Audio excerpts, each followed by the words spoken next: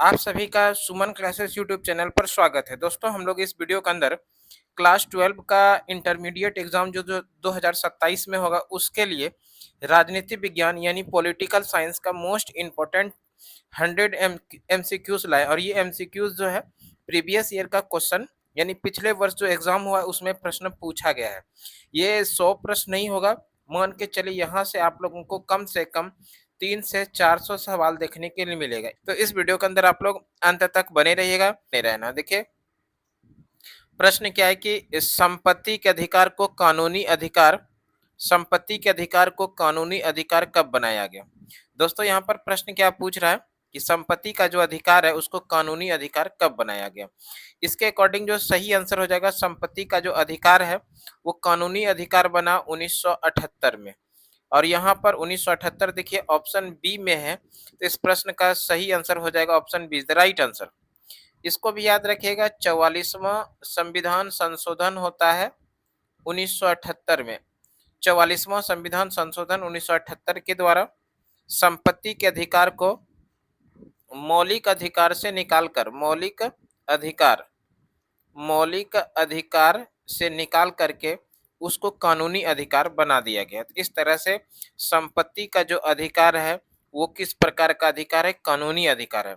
और पहले वो क्या था, पहले वो मौलिक अधिकार था। किस वर्ष निकाला गया मौलिक अधिकार से, तो 44वां संविधान संशोधन 1978 के द्वारा निकाला गया। अगला प्रश्न देखिए क्या है, निम्न में से किस देश में दोहरी नागरिकता का सिद्धांत स्वीकार नहीं किया जाता है। प्रश्न पूछा गया कि किस देश में दोहरी नागरिकता का सिद्धांत स्वीकार नहीं किया है, यानी किस देश के अंदर में दोहरी नागरिकता का प्रावधान नहीं है, किस देश में। ध्यान रखिएगा, भारत के अंदर जो है दोहरी नागरिकता का प्रावधान नहीं है। और यहाँ पर भारत देखिए ऑप्शन ए के अंदर है, तो प्रश्न का सही आंसर हो जाएगा option A, the right answer. नागरिकता के बारे में थोड़ा समझ लीजिए। भारत में जो नागरिकता है वो संविधान का भाग 2 के अंदर है। संविधान के भाग 2 जो है, इस भारतीय संविधान के भाग 2 के अंदर में नागरिकता का प्रावधान है। और अनुच्छेद की बात करें तो अनुच्छेद जो है 6 से 11 के बीच में जो प्रावधान है वो नागरिकता से संबंधित है। ठीक है, हम लोग अगले प्रश्न पर चलते हैं। अगला प्रश्न यहाँ पर क्या पूछा गया है, देखिए अगला प्रश्न पूछा गया है कि मौलिक अधिकारों से संबंधित अनुच्छेद है।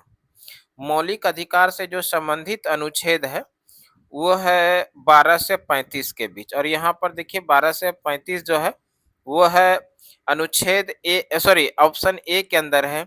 तो प्रश्न का सही आंसर हो जाएगा option A, is the right answer. मौलिक अधिकार से जो संबंधित अनुच्छेद है वो अनुच्छेद 12 से 35 है। वैसे अगर हम लोग बात कर लें मौलिक अधिकार संविधान का भाग 3 के अंदर है। संविधान के भाग 3 के अंदर में मौलिक अधिकार का प्रावधान है। मौलिक अधिकार का प्रावधान किस देश के संविधान से लिया गया, तो इसको भी याद रखिएगा आप लोग, अमेरिका के संविधान से लिया गया। यूएसए यानी अमेरिका के संविधान से भारतीय संविधान में मौलिक अधिकार का प्रावधान लिया गया। और वर्तमान समय में भारत के लोगों को 6 प्रकार के मौलिक अधिकार का प्रावधान है। अगला प्रश्न देखिए क्या है। अगला प्रश्न है, निम्न में से कौन मौलिक अधिकार का संरक्षक है। मौलिक अधिकार का जो संरक्षक है वो है उच्चतम न्यायालय। उच्चतम न्यायालय यहाँ पर ऑप्शन डी के अंदर है, तो प्रश्न का सही आंसर हो जाएगा option D, is the right answer. अगला प्रश्न है, नीति निर्देशक सिद्धांतों का उद्देश्य है। पहले समझिए नीति निर्देशक तत्व के बारे में या नीति निर्देशक सिद्धांत के बारे में। नीति निर्देशक तत्व या नीति निर्देशक सिद्धांत जो है ये प्रावधान लिया गया है आयरलैंड के संविधान से। किस देश से लिया गया है, तो आप लोगों को याद रखना है नीति निर्देशक तत्व का प्रावधान भारतीय संविधान में आयरलैंड से लिया गया है।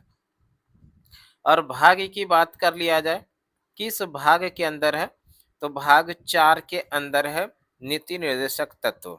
और अनुच्छेद की बात कर लिया जाए तो अनुच्छेद 36 से 51 के बीच में है नीति निर्देशक तत्व। और यहाँ पर प्रश्न क्या पूछ रहा है, नीति निर्देशक सिद्धांत का उद्देश्य है।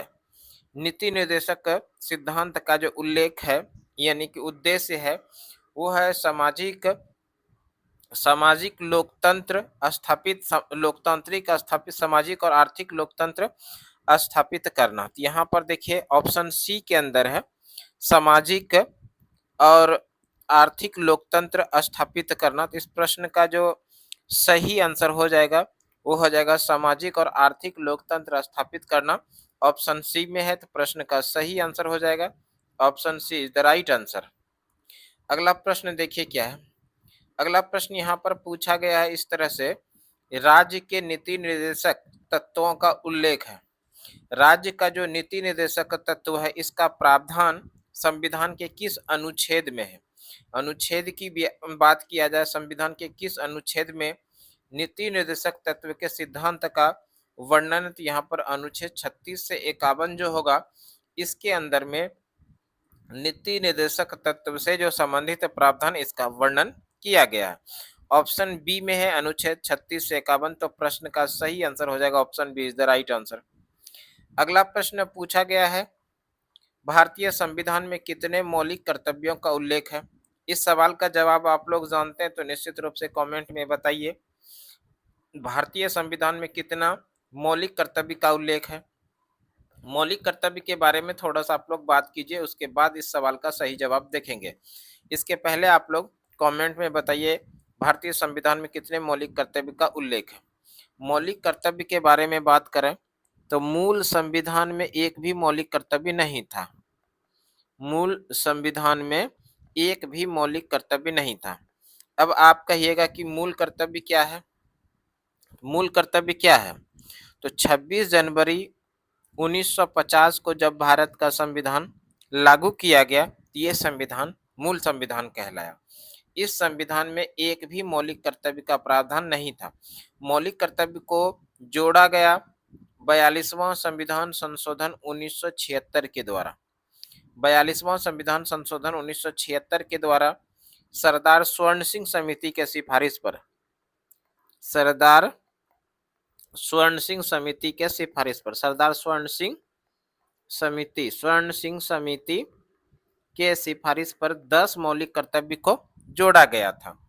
और इस मौलिक 10 जोड़ा गया था और वर्तमान की बात करें तो वर्तमान में 11 मौलिक कर्तव्य हो गया है। 11वां मौलिक कर्तव्य को 86वां संविधान संशोधन 2002 के द्वारा जोड़ा गया, जिसमें कि 6 से 14 वर्ष तक के बच्चे को अनिवार्य व निःशुल्क शिक्षा का प्रावधान है। तो इस तरह से वर्तमान समय में भारत के संविधान में 11 मौलिक कर्तव्य हो गया है। और यहाँ पर देखिए 11 ऑप्शन सी में है, तो प्रश्न का सही आंसर हो जाएगा option C is the right answer. अगला प्रश्न देखिए क्या है। अगला प्रश्न पूछा गया कौन सा अनुच्छेद, अगला प्रश्न पूछा गया कौन सा अनुच्छेद मंत्रिमंडल की नियुक्ति व पदयुक्ति से संबंधित है। कौन सा अनुच्छेद मंत्रिमंडल की नियुक्ति से संबंधित है।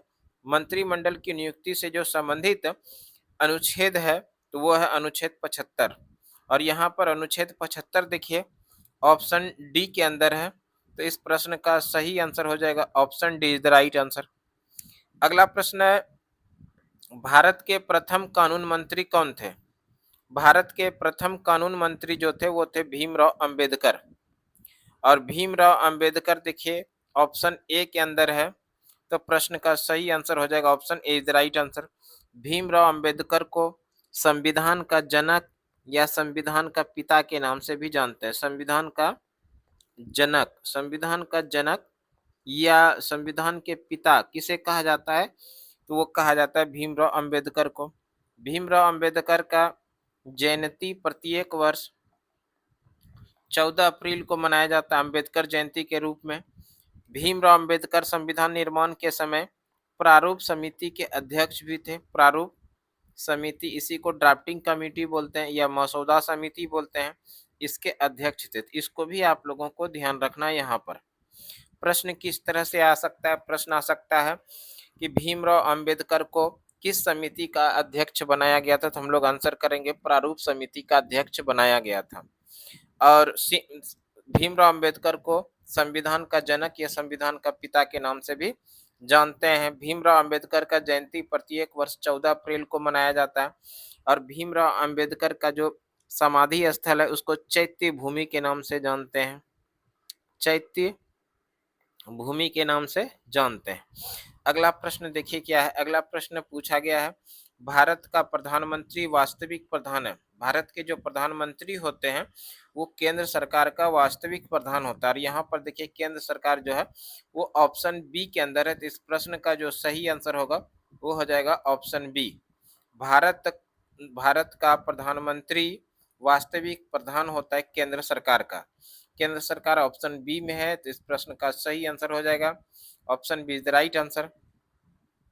अगला प्रश्न पूछा गया, अनुच्छेद 75 के अनुसार मंत्रियों को नियुक्त करने का अधिकार किसे प्राप्त है। अनुच्छेद 75 के अनुसार मंत्रियों को नियुक्त करने का अधिकार जो प्राप्त है वो है राष्ट्रपति को। और यहाँ पर राष्ट्रपति देखिए ऑप्शन ए के अंदर है। तो इस प्रश्न का जो सही आंसर होगा वो हो जाएगा option A is the right answer. अगला प्रश्न है, राष्ट्रीय पंचायती राज दिवस कब मनाया जाता है। राष्ट्रीय पंचायती राज दिवस मनाया जाता है प्रत्येक वर्ष 24 अप्रैल को। 24 अप्रैल यहाँ पर ऑप्शन बी में है। तो प्रश्न का सही आंसर हो जाएगा option B is the right answer. थोड़ा सा हम लोग इस पे बात करेंगे, पंचायती राज दिवस को 24 अप्रैल को क्यों मनाया जाता है। संविधान में संशोधन होता है 73वां, और ये 73वां संविधान संशोधन कब होता है 1992 में। और 73वां संविधान संशोधन 1992 के द्वारा संविधान में अनुसूची 11 जोड़ा जाता है। अनुसूची 11 जोड़ा गया था और इस अनुसूची 11 के अंदर में पंचायती राज से संबंधित विषय को शामिल किया गया। पंचायती राज से जो संबंधित कानून है, विषय है, उसको जोड़ा गया। कुल 29 विषय को जोड़ा गया था, 29 विषय। और ये जो लागू होता है 73वां संविधान संशोधन, ये जोड़ा गया था 1992 में, इसको लागू किया गया था 24 अप्रैल 1993 को। इसलिए प्रत्येक वर्ष 24 अप्रैल को पंचायती राज दिवस के रूप में मनाया जाता है। आपको यहाँ पर प्रश्न इस तरह से भी पूछ सकता है, 73वां संविधान संशोधन कब हुआ। तो 73वां संविधान संशोधन 1992 को हुआ। 73वां संविधान संशोधन 1992 के द्वारा क्या जोड़ा गया संविधान में। तो संविधान में अनुसूची 11 जोड़ा गया। प्रश्न पूछा जाएगा अनुसूची 11 किससे संबंधित है। तो हम लोग आंसर करेंगे पंचायती राज से संबंधित है। अनुसूची 11 के अंदर कुल कितने विषयों को शामिल किया गया, कुल 29 विषयों को शामिल किया गया है। 73वां संविधान संशोधन लागू कब हुआ। लागू हुआ 24 अप्रैल 1993 को। 24 अप्रैल को कौन सा दिवस मनाया जाता है। 24 अप्रैल को पंचायती राज दिवस मनाया जाता है। ठीक है। अगला प्रश्न पूछा गया यहाँ पर, निम्न में से किस राज्य में विधान परिषद है। किस राज्य के अंदर विधान परिषद है। और ऑप्शन दिया गया है बिहार, महाराष्ट्र, आंध्र प्रदेश, इनमें से कोई नहीं। इस सवाल का जवाब आप लोग कमेंट में बताइए, किस राज्य में विधान परिषद है। आप यहाँ पर केवल ऑप्शन भी लिख के ABCD करके भेज सकते हैं। इस प्रश्न का आंसर को पहले देखने के पहले इसका थोड़ा डिटेल देखिए। पहले समझिए आप लोग कि विधान परिषद वाला राज्य, विधान परिषद वाला राज्य, विधान परिषद जिस राज्य के अंदर में कि विधान परिषद वाला राज्य, किस राज्य के अंदर में विधान परिषद है। तो अगर हम लोग बात कर लें विधान परिषद वाला राज्य, तो ऐसे कुल 6 राज्य हैं जहां पर विधान परिषद है। यानी विधान परिषद कहने का मतलब 6 ऐसे राज्य हैं जो द्विसदनीय राज्य, द्विसदनीय राज्य, द्विसदनीय राज्य कहने का मतलब इस राज्य के अंदर विधानसभा भी है और विधान परिषद भी है। विधान भी ऐसे समझिएगा विधान परिषद, सॉरी विधानसभा, और भी पी से समझिएगा विधान परिषद। भारत में ऐसे कितने राज्य हैं, 6 राज्य। अब ये 6 राज्य कौन कौन सा है इसके बारे में हम लोग बात करते हैं। ये जो 6 राज्य है, ये 6 राज्य में सबसे पहले याद रखिएगा बिहार, BH से हो जाएगा बिहार। और बिहार का ही पड़ोसी है उत्तर प्रदेश, यानी बिहार में भी विधान परिषद है और उत्तर प्रदेश में भी विधान परिषद है। के आर से हो जाएगा कर्नाटक, और कर्नाटक का ही पड़ोसी है महाराष्ट्र, MS से हो गया महाराष्ट्र। इसी तरह से टी एल एन तेलंगाना हो गया, और तेलंगाना का पड़ोसी है आंध्र प्रदेश। तो ये आंध्र प्रदेश के अंदर में भी विधान परिषद। तो भारत के ऐसे 6 राज्य हैं जहां पर विधान परिषद है। कौन कौन, बिहार है, बिहार का पड़ोसी उत्तर प्रदेश हो गया। कर्नाटक है, कर्नाटक का पड़ोसी महाराष्ट्र हो गया। तेलंगाना है और तेलंगाना का पड़ोसी आंध्र प्रदेश। ये 6 ऐसे राज्य हैं जहाँ पर कि विधानसभा के साथ-साथ में विधान परिषद भी है, इसलिए सभी 6 राज्य द्विसदनीय राज्य है। द्विसदनीय विधानमंडल वाला राज्य है, ठीक है? द्विसदनीय विधानमंडल वाला राज्य भारत में कितना है? 6 है। हम लोग आते हैं प्रश्न पर। देखिए प्रश्न यहाँ पर क्या पूछा गया था, निम्न में से किस राज्य में विधान परिषद है? बिहार में है, महाराष्ट्र में भी है, आंध्र प्रदेश में भी है। तो इस सवाल का जो जवाब हो जाएगा इनमें से सभी, जो कि ऑप्शन डी के अंदर है। तो प्रश्न का सही आंसर हो जाएगा option D is the right answer. अगला प्रश्न यहाँ पर पूछा गया, बिहार विधानसभा में कुल सदस्यों की संख्या कितना है? बिहार में जो विधानसभा है, इस विधानसभा में सीटों की संख्या की बात करें तो कुल मिला के 243 सीट है। और यहाँ पर 243 देखिए ऑप्शन ए के अंदर है। तो इस प्रश्न का सही आंसर हो जाएगा option A is the right answer. Bihar में विधानसभा सीटों की संख्या 243 है। विधानसभा के साथ साथ में आप लोकसभा सीटों की संख्या की भी बारे में जान लीजिए। लोकसभा सीटों की संख्या कितना है? तो 40 है, ठीक है। अगला प्रश्न देखिए, अगला प्रश्न पूछा गया, भारत में सूचना का अधिकार कानून कब लागू हुआ? भारत में सूचना का अधिकार कानून लागू हुआ था 2005 में। और यहाँ पर 2005 देखिए ऑप्शन ए के अंदर है। तो प्रश्न का सही आंसर हो जाएगा option A is the right answer. अगला प्रश्न यहाँ पर पूछा गया, बिहार में पंचायत निकायों में महिलाओं को 50% आरक्षण प्रदान किया गया था किस वर्ष? यानी सीधा सा प्रश्न पूछा गया कि बिहार में पंचायत निकायों में महिलाओं को 50% आरक्षण प्रदान किया किस वर्ष? ध्यान रखिएगा 2006 में। 2006 में बिहार में पंचायती राज निकायों के अंदर महिलाओं को 50% का आरक्षण दिया गया। और इस तरह से बिहार जो है भारत का पहला राज्य बना, भारत का पहला राज्य, बिहार भारत का पहला राज्य जहां पर महिलाओं को पंचायती राज में 50% का आरक्षण दिया गया। तो इस तरह से ये भी प्रश्न पूछा जा सकता है, भारत का पहला राज्य जहां पंचायती राज निकायों में महिलाओं को 50% का आरक्षण प्रदान किया गया, वो कौन सा राज्य? तो वो राज्य है बिहार, ठीक है। अगला प्रश्न देखिए क्या है। अगला प्रश्न यहाँ पर पूछा गया, अंतर्राष्ट्रीय अहिंसा दिवस मनाया जाता है। अंतर्राष्ट्रीय अहिंसा दिवस प्रत्येक वर्ष 2 अक्टूबर को मनाया जाता है। 2 अक्टूबर को गांधी जयंती का जो जन्मदिन मनाया जाता है, गांधी जयंती मनाया जाता है, उसी दिन 2 अक्टूबर को अंतर्राष्ट्रीय अहिंसा दिवस मनाया जाता है। 30 जनवरी को शहीद दिवस मनाया जाता है। 30 जनवरी को शहीद दिवस, 30 जनवरी 1948 को नाथूराम गोडसे के द्वारा गांधी जी की हत्या कर दिया गया था, इसलिए 30 जनवरी को शहीद दिवस के रूप में मनाया जाता है। 2 अक्टूबर को गांधी जयंती का जो मनाया जाता है, गांधी जयंती, उसको अंतर्राष्ट्रीय अहिंसा दिवस के रूप में मनाया जाता है। अगला प्रश्न यहाँ पर पूछा गया, किस देश का संविधान अलिखित है?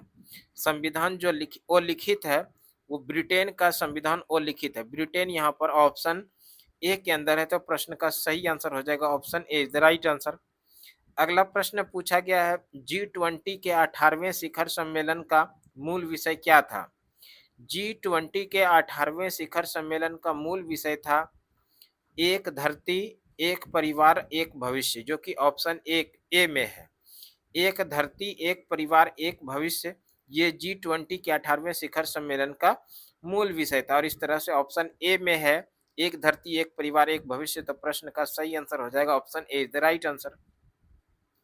अगला प्रश्न पूछा गया, निम्नलिखित में कौन सा देश G20 का सदस्य नहीं है? यहाँ पर जो दिया गया है 4 ऑप्शन, उसके अकॉर्डिंग G20 का सदस्य नहीं है। तो यहाँ पर बांग्लादेश जो है वो G20 का सदस्य देश नहीं है, और बांग्लादेश यहाँ पर ऑप्शन ए के अंदर है। तो प्रश्न का सही आंसर है option A is the right answer. एक सवाल यहाँ पर समझ लीजिए, बांग्लादेश एक स्वतंत्र राष्ट्र के रूप में जो उभरा, ये कब उभरा? 16 दिसंबर 1971 को। 16 दिसंबर 1971 को बांग्लादेश एक स्वतंत्र राष्ट्र के रूप में उभरा, यानी उदय हुआ। बांग्लादेश की राजधानी कहाँ है? बांग्लादेश की राजधानी के बारे में बात करें तो बांग्लादेश की राजधानी है ढाका में। बांग्लादेश की राजधानी कहाँ है? ढाका। और इस यहाँ की करेंसी क्या है? तो यहाँ की करेंसी है टाका, इसको भी याद रखिएगा। अगला प्रश्न क्या है? देखिए अगला प्रश्न पूछा गया यहाँ पर, केंद्र राज्य संबंध किस अनुसूची में शामिल है? केंद्र राज्य के बीच में जो संबंध स्थापित है वो अनुसूची 7 के अंदर है। अनुसूची 7 यहाँ पर ऑप्शन ए के अंदर है, तो प्रश्न का सही आंसर हो जाएगा option A is the right answer. अगला प्रश्न पूछा गया, कौन सा अनुच्छेद भारतीय संविधान की आत्मा के रूप में जाना जाता है? भारतीय संविधान की आत्मा किस अनुच्छेद को कहा जाता है? अनुच्छेद 32 जो है इसके अंदर में है संवैधानिक उपचारों का अधिकार। संवैधानिक उपचारों का अधिकार, संवैधानिक उपचारों का अधिकार, संवैधानिक उपचारों का अधिकार। और इस संवैधानिक उपचारों का जो अधिकार है इसी को संविधान की आत्मा के नाम से जानते हैं। संविधान की आत्मा, संविधान की आत्मा, संविधान की आत्मा जो कहा जाता है वह संवैधानिक उपचारों के अधिकार को। और इसको किसने संविधान की आत्मा बताया था? तो भीमराव अंबेडकर के द्वारा संवैधानिक उपचारों के अधिकार यानी अनुच्छेद 32 को संविधान की आत्मा बताया था। वैसे सामान्य प्रश्न में अगर बात किया जाए संविधान की आत्मा किसको कहते हैं, तो वो कहते हैं प्रस्तावना को। प्रस्तावना, प्रस्तावना को संविधान की आत्मा कहा जाता है। और उसी में अगर संवैधानिक उपचारों का अधिकार को इंक्लूड कर लिया जाए तो इसमें भीमराव अंबेडकर का नाम शामिल हो जाता है। भीमराव अंबेडकर के अनुसार संविधान की आत्मा संवैधानिक उपचारों के अधिकार को जो अनुच्छेद 32 के अंदर है। और यही यहाँ पर सवाल पूछा गया है। यहाँ पर अनुच्छेद 32 देखिए, यहाँ पर अनुच्छेद 32 ऑप्शन सी में है, तो प्रश्न का सही आंसर हो जाएगा option C is the right answer. अगला प्रश्न क्या है? अध्यादेश जारी करने का अधिकार राष्ट्रपति को कौन सा अधिकार है? यानी राष्ट्रपति के पास अध्यादेश जारी करने का अधिकार है। और ये अधिकार किस प्रकार का, ध्यान रखिएगा, अध्यादेश जारी करने का जो अधिकार है ये एक प्रकार का विधायी अधिकार है। विधायी अधिकार यानी कानूनी अधिकार। और यहाँ पर विधायी देखिए ऑप्शन ए के अंदर है, तो इस प्रश्न का सही आंसर हो जाएगा option A is the right answer. एक सवाल याद रखिएगा, राष्ट्रपति को अध्यादेश जारी करने का जो अधिकार है किस अनुच्छेद के अंदर, यानी किस अनुच्छेद के अंदर राष्ट्रपति अध्यादेश जारी कर सकता है? तो अनुच्छेद 123 है। अनुच्छेद 123 के अंदर में राष्ट्रपति को अधिकार अध्यादेश जारी कर सकता है। ठीक है, अगला प्रश्न देखिए क्या, अगला प्रश्न यहाँ पर क्या पूछा गया है? अगला प्रश्न पूछा गया, अध्यक्षात्मक शासन का व्यवस्था यानी अध्यक्षात्मक शासन का उदय सर्वप्रथम किस देश में हुआ? अध्यक्षात्मक शासन व्यवस्था शुरुआत जो हुआ वो अमेरिका में। और यहाँ पर अमेरिका देखिए ऑप्शन ए के अंदर है, तो प्रश्न का सही आंसर होगा option A is the right answer.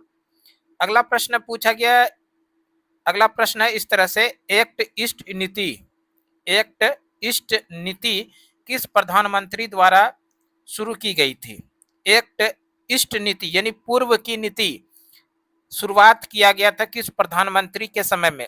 पूर्व की जो नीति शुरुआत किया गया था वो नरसिंह राव के समय में। जिस समय देश के प्रधानमंत्री नरसिंह राव थे, यानी नरसिंह राव, उसी समय ईस्ट नीति यानी पूर्व की नीति की शुरुआत किया गया था। यहाँ पे नरसिंह राव देखिए ऑप्शन ए के अंदर है, तो इस प्रश्न का जो सही आंसर हो जाएगा option A is the right answer. अगला प्रश्न है, 17वीं लोकसभा का चुनाव कब हुआ? यहाँ पूछा गया 17वीं लोकसभा का चुनाव। 17वीं लोकसभा का जो चुनाव संपन्न हुआ था वो हुआ था यहाँ पर 2019 में। 17वीं लोकसभा का चुनाव किस वर्ष हुआ? 2019 में। और 2019 देखिए ऑप्शन डी के अंदर है, तो इस प्रश्न का सही आंसर हो जाएगा option D is the right answer. और लोकसभा का 17वीं चुनाव, अब आप लोग याद रखिए 18वीं लोकसभा का जो चुनाव संपन्न हुआ ये 2024 में हुआ था 18वीं लोकसभा का चुनाव। और 19वीं लोकसभा का चुनाव कब होगा? तो ये भी ध्यान रखिएगा 2029 में 18वीं लोकसभा का चुनाव होगा। अगला प्रश्न पूछा गया है, आम आदमी पार्टी से संबंधित, आम आदमी पार्टी को राष्ट्रीय पार्टी का दर्जा किस वर्ष दिया गया? यहाँ प्रश्न पूछा गया, आम आदमी पार्टी को राष्ट्रीय पार्टी का दर्जा किस वर्ष दिया गया? ध्यान रखिएगा आम आदमी पार्टी को राष्ट्रीय पार्टी का दर्जा 2023 में दिया गया है। और यहाँ पर देखिए 2023 जो है ऑप्शन डी के अंदर है, तो इस प्रश्न का सही आंसर हो जाएगा option D is the right answer. एक सवाल आप लोग याद रखिएगा, किसी भी राजनीतिक पार्टी को जो मान्यता दिया जाता है वो मान्यता कौन देता है? किसी भी राजनीतिक पार्टी को मान्यता देना या उससे मान्यता हटा देना, तो इस तरह का जो जितना भी काम होता है वो काम होता है निर्वाचन आयोग का। किसका काम होता है? निर्वाचन आयोग। निर्वाचन आयोग के बारे में थोड़ा सा हम लोग बात कर लेते हैं। निर्वाचन आयोग के बारे में बात करते हैं तो निर्वाचन आयोग की स्थापना कब होती है? निर्वाचन आयोग की स्थापना होती है 25 जनवरी 1950 को। निर्वाचन आयोग की स्थापना कब होती है? 25 जनवरी 1950 को। और 25 जनवरी को प्रत्येक वर्ष कौन सा दिवस मनाया जाता है, ये भी ध्यान रखिएगा। 25 जनवरी को प्रत्येक वर्ष जो मनाया जाता है, ये मनाया जाता है मतदाता दिवस। सीधा सीधा इसको आप लोग याद रखिए, मतदाता दिवस प्रत्येक वर्ष किस तिथि को मनाते हैं? तो 25 जनवरी को प्रत्येक वर्ष मतदाता दिवस मनाते हैं। निर्वाचन आयोग का हेडक्वार्टर कहाँ पर है? निर्वाचन आयोग का हेडक्वार्टर के बारे में बात कर ले तो निर्वाचन आयोग का जो हेडक्वार्टर है तो वो न्यू दिल्ली के अंदर यानी नई दिल्ली में इनका हेडक्वार्टर है, यानी इसका प्रधान कार्यालय। निर्वाचन आयोग का प्रधान कार्यालय कहाँ पर है? तो नई दिल्ली में। निर्वाचन आयोग की स्थापना कब होती है? तो 25 जनवरी 1950 को निर्वाचन आयोग की स्थापना होती है। 25 जनवरी को प्रत्येक वर्ष कौन सा दिवस मनाया जाता है? तो मतदाता दिवस मनाया जाता है। निर्वाचन आयोग का प्रधान कार्यालय कहाँ पर? तो नई दिल्ली में निर्वाचन आयोग का प्रधान कार्यालय है। हम लोग अगले प्रश्न पर चलते हैं। अगला प्रश्न देखिए, यहाँ पर पूछा गया है वर्तमान में भारत में कितने राष्ट्रीय दल है? यानी भारत में वर्तमान समय में राष्ट्रीय राजनीतिक दलों की संख्या कितना है? 6 यहाँ पर वर्तमान समय में राष्ट्रीय राजनीतिक दल है, 6। और यहाँ पर देखिए ऑप्शन बी के अंदर है 6, तो इस प्रश्न का सही आंसर हो जाएगा option B is the right answer. अगला प्रश्न पूछा गया है नीति आयोग की स्थापना कब की गई? नीति आयोग की स्थापना, नीति आयोग के बारे में थोड़ा सा डिटेल समझिए। भारत में एक संगठन था जिसका नाम है योजना आयोग। पहले योजना आयोग से हम लोग शुरू करते हैं। योजना आयोग के बारे में बात कर लें। योजना आयोग, योजना आयोग, योजना आयोग की स्थापना जो हुई थी, योजना आयोग की स्थापना हुई थी 15 मार्च 1950 को। योजना आयोग की स्थापना कब हुई थी? 15 मार्च 1950 को योजना आयोग की स्थापना हुई थी। और इस योजना आयोग के जो हेड होते थे उस समय, योजना आयोग के हेड होते थे देश के जो मुख्यमंत्री होंगे, देश के जो प्रधानमंत्री होंगे वही योजना आयोग के हेड होते थे। और योजना आयोग को 2014 ईस्वी में समाप्त कर दिया गया। और इसी योजना आयोग के स्थान पर एक नया आयोग आया जिसका नाम है नीति आयोग। योजना आयोग के ही जगह पर एक नया आयोग लाया गया जिसका नाम है नीति आयोग। नीति आयोग की स्थापना होती है 1 जनवरी 2015 को। 1 जनवरी 2015 को नीति आयोग की स्थापना होती है। नीति आयोग के हेड कौन होते हैं? नीति आयोग के हेड के बारे में बात कर लें तो नीति आयोग के जो हेड होंगे, जो देश के प्रधानमंत्री होंगे, देश के प्रधानमंत्री वही नीति आयोग के हेड होते हैं, यानी अध्यक्ष होते हैं, पदेन सभापति होते हैं। ठीक है, नीति आयोग के हेड कौन होंगे? देश के प्रधानमंत्री। तो हम लोग प्रश्न पर आते हैं। प्रश्न यहाँ क्या पूछा गया था? प्रश्न पूछा गया था, देखिए यहाँ पर नीति आयोग की स्थापना कब की गई? नीति आयोग की स्थापना की गई 1 जनवरी 2015 को। और यहाँ पर 2015 है, तो इस प्रश्न का सही आंसर हो जाएगा option B is the right answer. अगला प्रश्न है ताशकंद समझौता किन दो देशों के मध्य हस्ताक्षरित हुआ था? पहले ये समझिए ताशकंद समझौता हुआ कब था।